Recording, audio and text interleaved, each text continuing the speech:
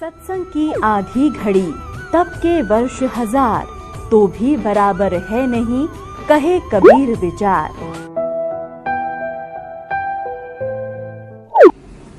परमात्मा के चरणों में आकर के आपको एक विशेष ज्ञान होगा कि हम जो काम कर रहे हैं, जो संपत्ति जोड़ने की हम चेष्टा कर रहे हैं, इसमें हम रहेंगे कितने दिन। तो उसके लिए विकल्प है कि परमात्मा के चरणों में लगो, भक्ति करो। परम पिता परमात्मा पूर्ण ब्रह्म सर्व सृष्टि रचनहार कबीर परमेश्वर जी की असीम रजा से आप सभी पुण्यात्माएं सत्संग सुनने के लिए उपस्थित हुए। सत्संग में आने से प्राणी को अपने मूल कार्य की जानकारी होती है। मानव शरीर किस लिए प्राप्त हुआ था, इसका मूल उद्देश्य क्या है, हम कर क्या रहे हैं। जब तक प्राणी को सत्संग नहीं मिलता, ये कोई भी कार्य कर रहा है उसी को उत्तम मानता है। कोई कसाई का काम करता है, उसको भी श्रेष्ठ मान रहा है, क्योंकि उसने दादा परदादा यही काम करते देखे, तो उसको कोई ऑब्जेक्शन नहीं। इसी प्रकार कोई शराब पीता है तो शराब पीने वाले को भी बुरा नहीं लगता, क्योंकि उसके साथी सभी उसी कार्य को सहर्ष कर रहे होते हैं। इसी प्रकार कोई चोरी करता है तो चोरों का ग्रुप भी भिन्न ही होता है, तो उनके सब के विचार एक जैसे ही होते हैं, इसलिए उनको वो काम बुरा नहीं लगता। सत्संग में आने से परमात्मा का विधान ज्ञान होता है, परमात्मा के नियमों की जानकारी होती है,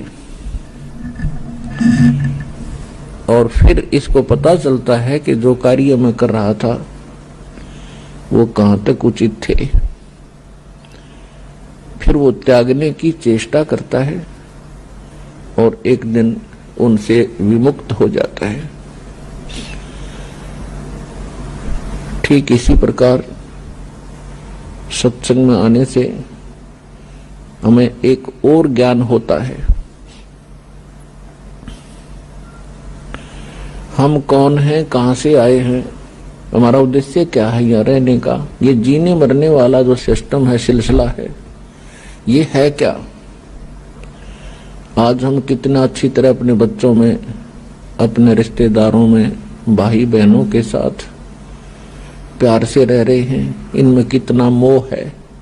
इन्हीं के लिए दिन रात हम प्रयत्न करते रहते हैं, सारा दिन कमाते हैं, रात को भी नहीं सो पाते हैं और टाइम भी करते हैं, और फिर पता नहीं हम रहें या ना रहें, हमारे साथ जो बच्चे भाई बहन माता पिता हैं, उनका कितने दिन का संयोग हमारे साथ है, वो कभी भी जा सकते हैं।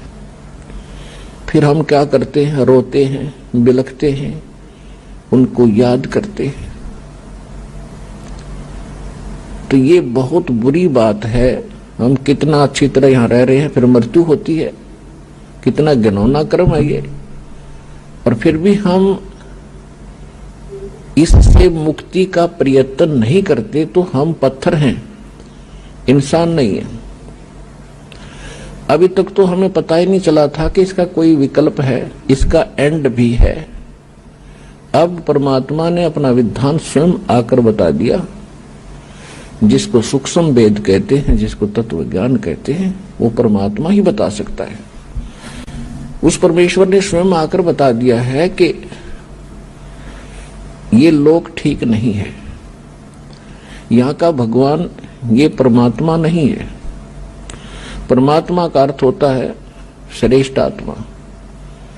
यहाँ का जो मालिक है ये परमात्मा नहीं है। परमात्मा उसे कहते हैं जो कभी किसी को दुख ना दे, केवल सुख ही दे। और भगवान कहते हैं जो भोग्य पदार्थ प्रदान करे।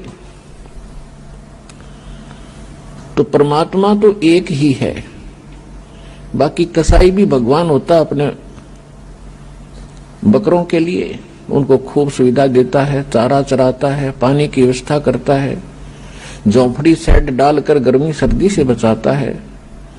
वो उनका भगवान है, लेकिन वो परमात्मा नहीं है, वो श्रेष्ठ आत्मा नहीं है। श्रीमद् भगवत गीता अध्याय नंबर 15 के श्लोक 16 और 17 में 3 पुरुष 3 प्रभु बताए। एक सरपुरुष, सरपुरुष ये स्वयं है, यहाँ का जो मालिक है ब्रह्म है, जिसको काल भी कहते हैं, जिसे ज्योत स्वरूपी निरंजन भी कहते हैं, जो 21 ब्रह्मांड का स्वामी है, प्रभु है, मालिक है। और अक्षर पुरुष है, वो 7 शंख ब्रह्मांड का स्वामी है। और ये दोनों नासवान हैं, इनके अंतर्गत जितने प्राणी हैं उनकी जन्म और मृत्यु सदा बनी रहेगी। गीता अध्याय नंबर 15 के श्लोक 17 में स्पष्ट किया है कि उत्तम पुरुष है तो अन्य परमात्मा इति उदाहरत है, ये लोकत्रयम् आविश्य विवर्ती अवैश्वर है। इसमें यह स्पष्ट किया है कि उत्तम पुरुष, श्रेष्ठ परमात्मा, श्रेष्ठ प्रभु, वो तो कोई इन दोनों से अन्य है। और परमात्मा इति उदाहरते है, जिसको परमात्मा कहते हैं, वो परमात्मा है। वो दुख नहीं देता, वो सुख ही सुख देता है, वो सुख का सागर है। सुख सागर का अर्थ है कि जहां सुख का एंड ना हो, समाप्त ना हो। और वही तीनों लोकों में प्रवेश करके सबका धारण पोषण करता है। तो यहां सतलोक आश्रम बरवाला जिला हिसार के अंदर उस परमात्मा की जानकारी दी जाती है और उसको प्राप्त करने की विधि बताई जाती है। वो परमात्मा, उस परमात्मा की शरण में आने से कबीर भगवान है, वो कबीर परमात्मा है, वो वास्तव में भगवान है, वास्तव में परमात्मा है। और उसकी शरण में आने के उपरांत आपको यहां भी सुख देगा, क्योंकि वो सुख सागर है, वो परमात्मा है, दुख नहीं देता।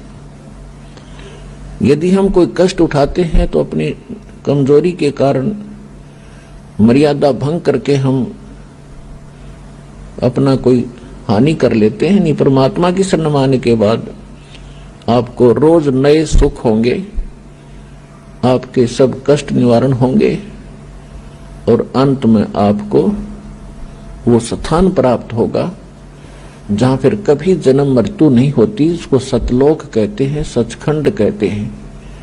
वहां आपकी ऐसे ही परिवार होगा, फिर वो कभी मृत्यु में नहीं आएंगे। वहां विकार नहीं है, राग द्वेष नहीं है, वहां केवल सुख ही सुख है। वहां आप पहले रहते थे, वहां आपको बहुत सुख था, उस सुख को छोड़कर आप गफलत करके यहां आ गए इस गंदे लोक में। अब आपको वो सुख याद आते हैं कि काम ना करूं और सारी वस्तु मिल जाए। सबकी नीत ये है कि काम करना ना पड़े, सारी सुविधाएं उपलब्ध हों, बड़ी कोठी हो, कार हो, घूमन फिरने खूब बाग बगीचे हों, फवारे लगे हों। तो यहां तो वो हो ही नहीं सकता। यहां चाहे पूरी पृथ्वी का राजा बन जा, उसने भी काम करना पड़ेगा। तो ये कहां था? सतलोक के अंदर है। वहां खूब सुविधाएं हैं, कुछ काम नहीं, भरे भंडारे भगवान के। अब जैसे आप यहां आते हो सतलोक आश्रम बरवाला के अंदर, यहां आपको बना बनाया भोजन मिलता है, बिछे बिछाए मैट मिलते हैं, सारी सुविधाएं हैं। आपको काम क्या है?